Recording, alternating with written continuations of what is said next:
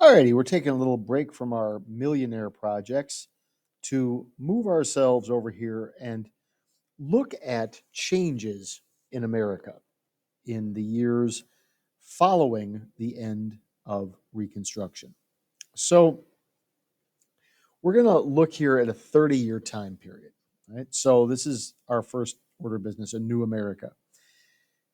In the 1850s, oil, raw crude oil, that's the oil that comes straight up out of the ground, was $1 a gallon.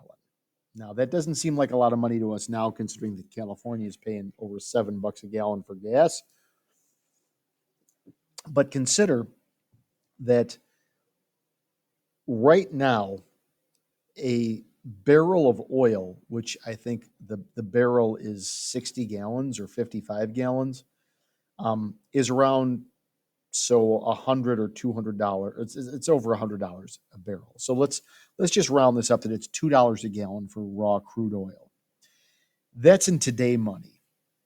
In back then money, that $1 a gallon is probably close to $70 to $100 a gallon. So one barrel of oil now would be probably close to $4,000. That's so the price difference we're looking at here. So in the 1850s, oil was $1 a gallon. 30 years later, it had dropped to 8 cents a gallon. So that's a drop of 92% per gallon over the space of 30 years. Steel in the 1850s, steel was $50 a ton. By the 1880s, it's $8 a ton. Railroad mileage. In the 1850s, there were 8,571 miles of railroad in the United States. By the 1880s, this number had increased by 1,000% to 87,801 miles. So what all these things point to? All of these things point to a development in the United States of industrialization and modernization. They are also sort of indicators of how the market works. So remember, in the market, people who actively make choices and buy and sell stuff, these are called consumers. The consumer is the one who really is in charge of the market in a free market situation. These people who are involved in these industries are referred to as market entrepreneurs.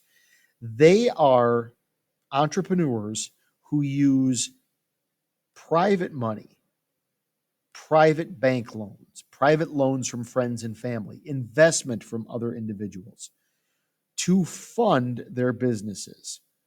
The market entrepreneur. The market entrepreneur helps make goods cheaper. It helps make goods more accessible. It makes goods more efficiently, and it competes to keep things fair. So let's take a look real quick at these examples. Goods being available cheaper. These two obviously are cheaper. Why? Well, number one, oil. Why does oil drop in price? Because more oil was discovered, making it more accessible.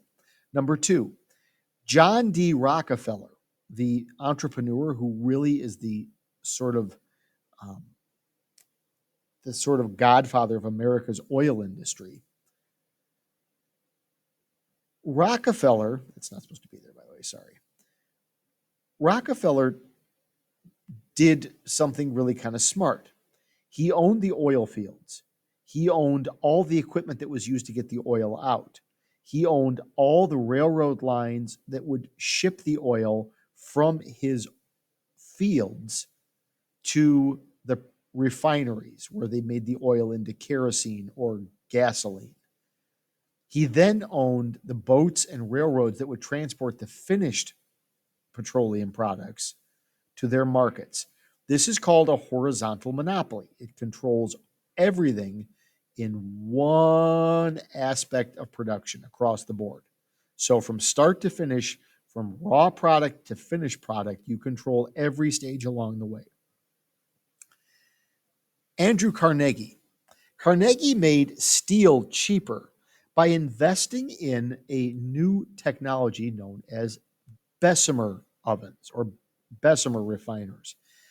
So the way that steel is made, it's a compound alloy with carbon or some other metal, and then you mix the two of them together. So the difficulty is with making steel is that there are impurities in the iron that have to be gotten rid of. What a Bessemer oven does is it blows cold air into molten iron, which causes the iron, when it's super hot, to flare up even hotter. That heat burns off the impurity, making it better quality, and you can do it quicker and easier. You are more efficient. So, as there's more availability of products, they become cheaper and more accessible by Americans. The railroads allowed people to shop prices, and that kept prices down and allowed the railroads kept expanding into new areas where people were to meet the demands of shipping goods and services. Market entrepreneurship is a prime example for why the free market works. Now, on the flip side, when the government is involved with loans or giving you special privileges, this is known as political entrepreneurship. Political entrepreneurs get money or special favors from the government. This results in not a free market, but this results in crony capitalism. If you don't remember what crony capitalism is, go back and watch the video that I posted and the lesson that I posted from last week about what cronyism was.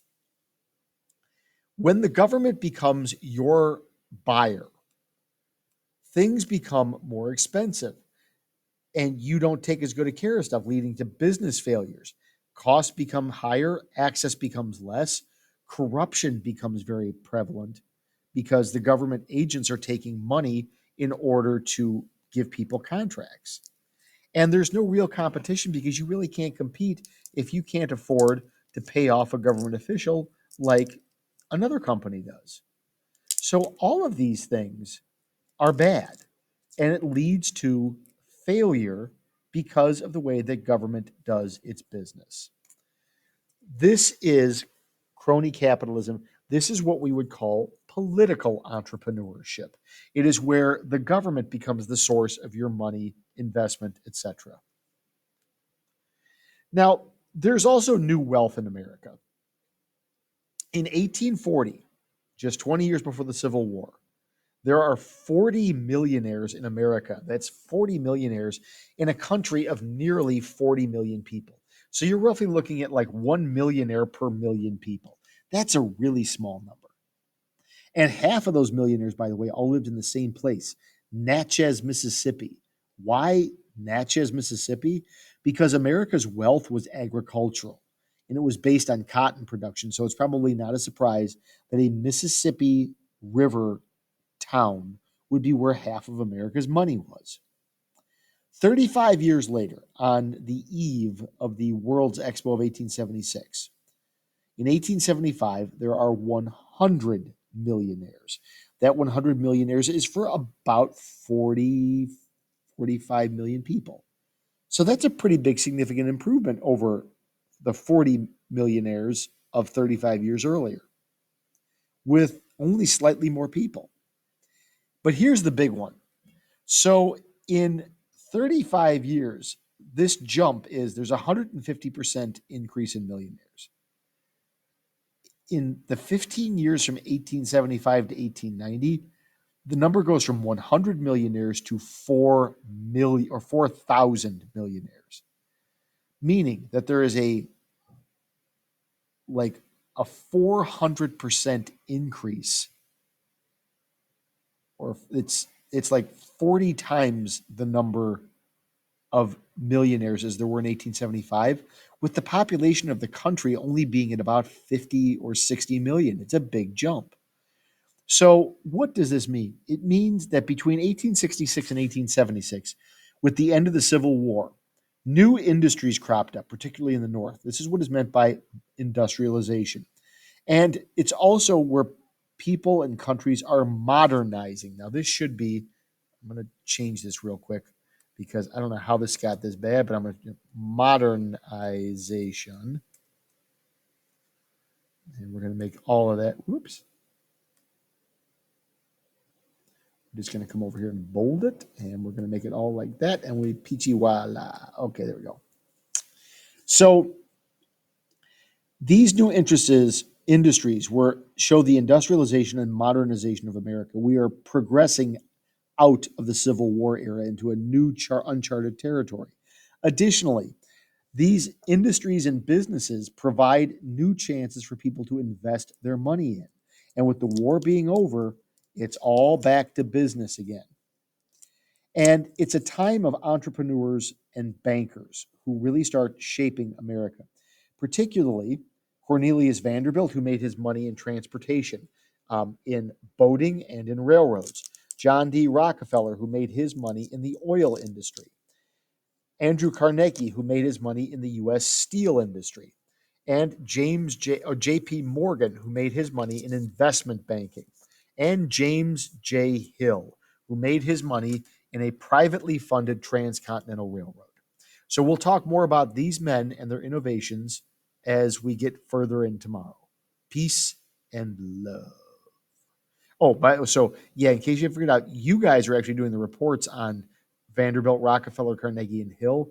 We'll talk about J.P. Morgan tomorrow. Toodles.